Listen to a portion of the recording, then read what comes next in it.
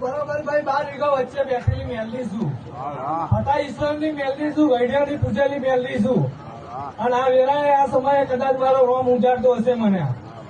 અને કદાચ તારી મેલની એવું કેવું છું અને તારી મેલની મને એવું કોનો ફોન કહેતી હશે કદાચ તમારા મનનો ભૂવો કોઈ નહીં